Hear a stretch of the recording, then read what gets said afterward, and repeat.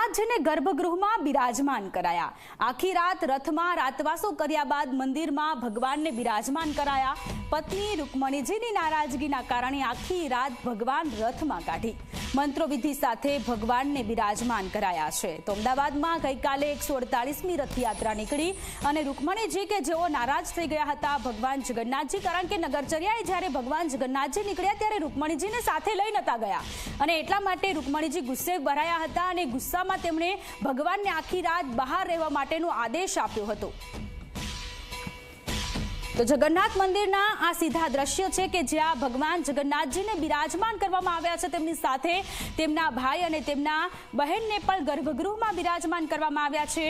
મહાઆરતી થઈ આખી રાત રથમાં રાતવાસો ભગવાન જગન્નાથજીએ કર્યો।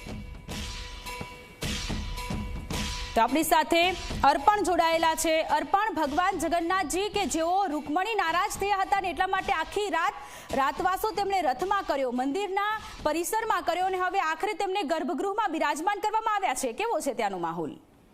બિલકુલ ખૂબ જ આહલાદક વાતાવરણ છે બહારની તરફ, કારણ કે હળવો અને મધ્યમ વરસાદ વરસી રહ્યો છે। બીજી તરફ આખી રાત જે મંદિરની બહાર પ્રભુને પોતાના ભાઈ બહેનની સાથે રહેવું પડ્યું, કારણ કે તેઓ પત્નીને મૂકી અને નગરચર્યાએ નીકળ્યા હતા। એટલે આ જે પરંપરા છે તે મુજબ તેમને રાતવાસો પોતાના ઘરની બહાર કરવો પડ્યો।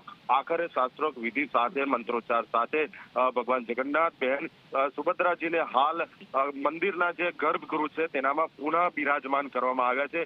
થોડી ક્ષણોમાં ભાઈ બલભદ્રજીનું જે સ્વરૂપ છે તેને પણ મંદિરના ગર્ભગૃહમાં બિરાજમાન કરવામાં આવશે। એટલે તે બાદ થોડી ક્ષણો માટે મંદિરના જે પડદા છે તે બંધ કરવામાં આવશે અને ફરી એકવાર દર્શનાર્થીઓ માટે દર્શન ખુલશે, જે દરમિયાન આરતી કરવામાં આવશે। એટલે કહી શકાય કે રથયાત્રાનો આ વર્ષનો જે પ્રસંગ છે તે આજના આ પ્રસંગની સાથે સંપૂર્ણ પૂરો થશે અને ભક્તો રાબેતા મુજબ ભગવાનના દર્શન કરી શકશે। જી અર્પણ, આભાર તમામ વિગતો માટે।